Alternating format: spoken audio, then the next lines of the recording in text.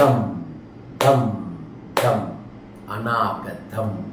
S, ஒரு மனிதனுக்குள்ள 7 சக்கரங்கள்ல நடுநாயகமாக இருக்கக்கூடிய ஒரு சக்கரம் தான் ஹார்ட் சக்கரா என்று சொல்லக்கூடிய அநாகத சக்கரம். இந்த அநாகத சக்கரம் இயங்கணும் அப்படிங்கிறதுக்காகத்தான் நம்மளோட ஊரில் எல்லாரும் மாலைகளை போட்டுக்குவாங்க, ருத்ராட்சத்தை போட்டுக்குவாங்க, தாலிக்குடியை போட்டுக்குவாங்க.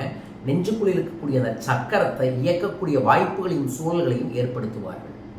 அந்த சக்கரம் மட்டும் சரியா இயங்காமல் இருந்துச்சுன்னா அவங்க ரொம்ப வருத்தத்தில் இருப்பாங்க, கவலையில் இருப்பாங்க. அவங்க குடும்பத்தில் பிரச்சனை இருந்துக்கிட்டே இருக்கும்.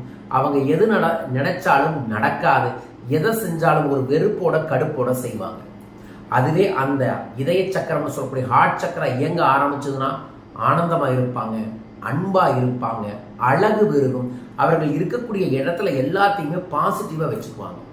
அந்த அநாகத சக்கரத்தை சமஸ்கிருதத்தில் எந்த நாதமும் வராத நாதம் அப்படின்னு சொல்றாங்க. அதாவது சப்தமே இல்லாத சப்தம் வர இடம் தான் அநாகத சக்கரம். ஸோ அந்த சக்கரத்தை மட்டும் இயக்க தெரிஞ்சதுன்னா நம்ம எதையும் வெல்ல முடியும். அந்த சக்கரத்தை எப்படிங்க குருஜி இயக்கிறது?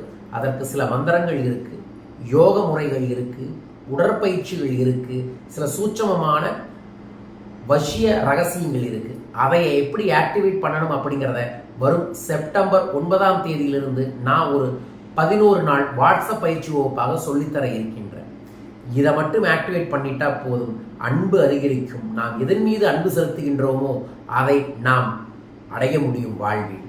வாருங்கள், மன அழுத்தம் நீங்கி ஆனந்தமான, அன்பான, அழகான உங்கள் வாழ்வை உருவாக்க அநாகதம்.